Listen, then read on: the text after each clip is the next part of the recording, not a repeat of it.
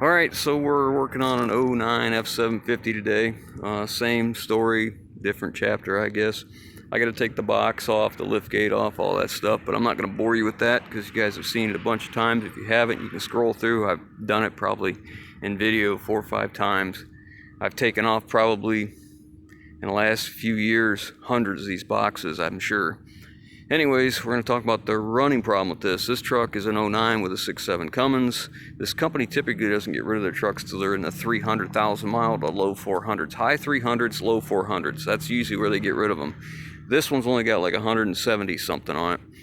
And one, they got rid of it because it was in that fleet era that was timed out. The other thing is it had 2 problems. It was leaking oil horribly. I mean, it just spewing oil all over the place. I mean, 3 gallons of oil stopping 3 times in an hour. I mean, just horrible. This is borderline, probably should have been towed because if that oil gets on the hot exhaust, you could have had a fire. So I bought the truck.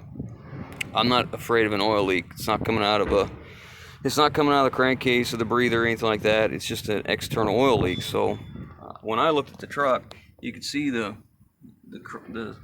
steer axle is wet on this side, and the only thing that's oil related on this side that's usually a problem is the turbo drain line.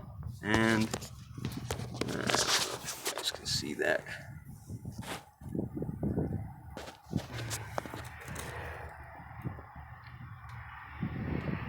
That's the oil, the turbo drain line right there. So it's leaking. Well, the other problem was it kept leaving the driver stranded alongside the road. It would run just fine, and for no apparent reason, it would just shut off, and it wouldn't restart. He could sit there for 10 or 15 minutes, and it would restart again.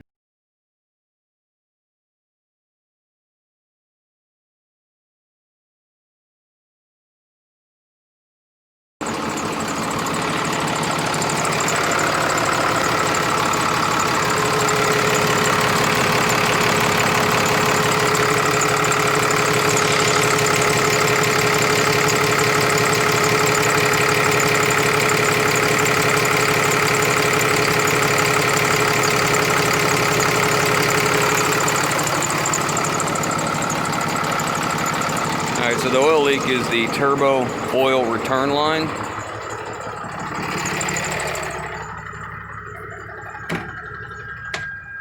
We'll just turn this off. And the problem with it shutting off is kind of a reoccurring problem with these trucks. Like, this truck has 177,000 miles on it, so the overhead's been run on it probably twice now. And what happens is these guys, the wiring harness comes across the top of the motor engine. If I say motor, so many people get upset with this. I mean, even though when we go to the parts store, we buy motor mounts and we buy motor oil, but if you call an internal combustion engine a motor, everybody flips out. You know, I guess that's the difference between theory and reality, right? So anyways, they bring this harness across the top and they take it out of the holders. And a lot of times they don't put it back. They don't zip tie it and bolt it back. And, you know, then the harness sits there and rubs and rubs. In our case, it probably rubbed on this bracket right here, which now it has a zip tie in it, probably after this repair was done. But, you know, this is why I don't use butt connectors with heat shrink. You know, so many times people use these, and they use the wrong pliers, the wrong tool to crimp them, and it pierces the coating. Now, that doesn't appear to be the case here. This just looks like it probably wasn't sealed well with the heat shrink. When I repair this, I use heat shrink, a compound called Deox, which does just what it says. It fights oxidation so that you don't get the salt water and the corrosion to build up inside there, and then I put heat shrink over it. But in the meantime, you know, I need to drive the truck, run the truck, start the truck, all that, and make sure that it's a problem. So what I do is come over to the ECM, and this is good for temporary. This isn't a repair, you understand, but just for information purposes of what I do. This ECM has 3 connectors. It has one for the engine on the bottom, a second one in the middle, which is called the OE, which goes to the truck, and then a third one, which is powers and grounds. There's 2 powers, 2 grounds. Now, the 2, I don't know if you can see in here well enough, but the 2 on the bottom of this plug are your powers. It takes 2 of them. And they come right up over top of here, and that's the common problem. So what I always do, because I've run into this several times, and just on any other connector where we need to back probe, is in my travel toolbox I carry a roll. This is just, I think, 23 thousandths MIG wire. It's really small, it'll hold amperage, and you can form it. So I take a small piece of that and I cut it and I looped it into here so I could back probe both of those, and then I just put my jumper cables on top of that to give us power. And that's enough to make it start and get us on down the road. So if you end up with this same problem, you know, maybe that's something to help you out. I think it's time to get your driveway creeper warranted. It's looking pretty rough. Of course, I don't think they cover burn holes, do you?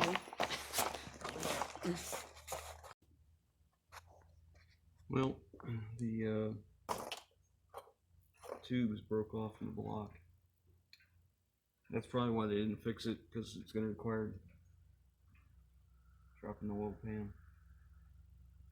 So we're going to drain the oil out of this thing and drop the pan and hopefully drive it out. Fingers crossed we don't have any other issues. I had to put a 1/2 inch socket and my long 1/2 inch, about like this, long ratchet to get that drain plug loose. Look, it's been rounded on many times. I mean, somebody with gorilla arms must have tightened that thing up. Alright, we'll drain this out and we're going to drop the pan. Well, I'm not going to put that oil pan back on like that. I've scraped off as much of the caked on oil and dirt as I can get off of it, so now I'm going to pressure wash it. Okay, just a couple minutes is all it took, and it's all cleaned up and ready to go back together. Alright, I got the oil pan back in place. I have taken the oil filter off so it'd be easier to get this new pipe in here. We're going to put a little O-ring on these to try and make it easier to get them to go into the block. They should just, good steady push, just pop in there, and I've cleaned up the machined opening where these go in, so hopefully that's the case. I got a new gasket for up here, so now I'm just gonna get her down in there. I always pre-fill my oil filters, and I don't care if that truck had just had an oil change. If the oil comes out of it, you know, I'm putting an oil filter and fresh oil in it regardless. So now I'm going to get underneath there. I always make sure I lube up that O-ring right here. Yeah, I'm a little dirty. Not every day can be electrical problems, you know, turn into dirty hands. Greasy face. Yeah, we could do without that. Alright, I'll see if I can get this in here without spilling it.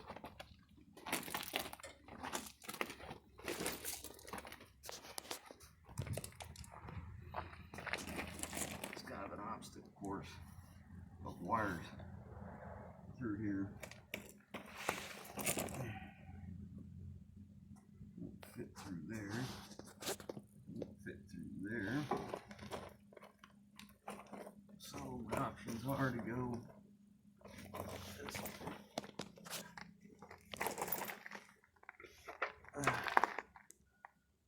Gotta be a contortionist to get up through there. Alright, we made it. It's on.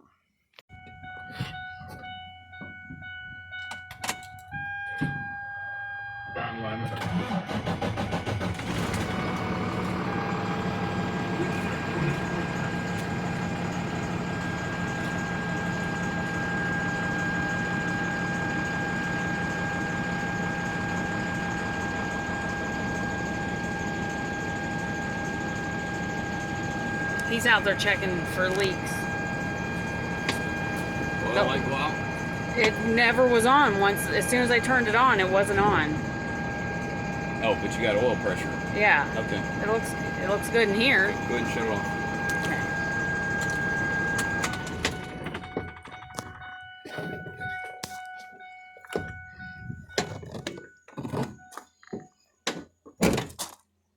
leaks out there. That's good.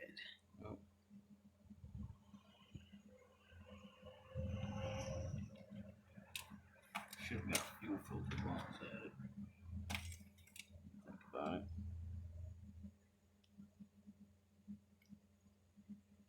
Yeah, we're a little low yet. Got All right. another gallon and a blue towel. Okay.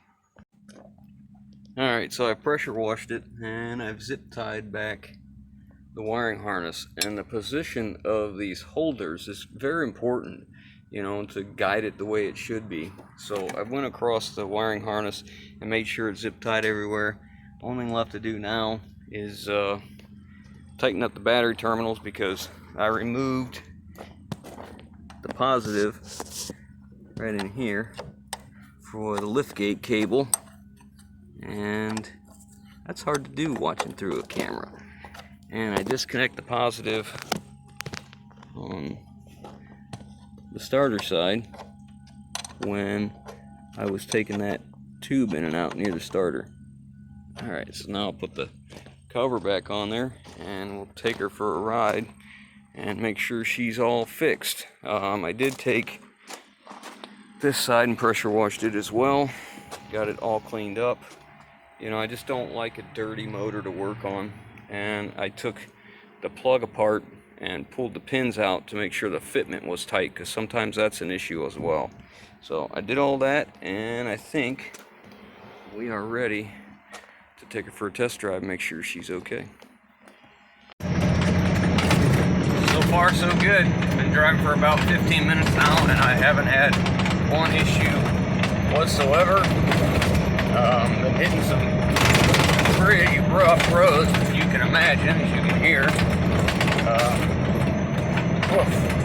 And it hasn't cut out once, and it did actually break down on me before we took the box off, and I put that wire in I showed you.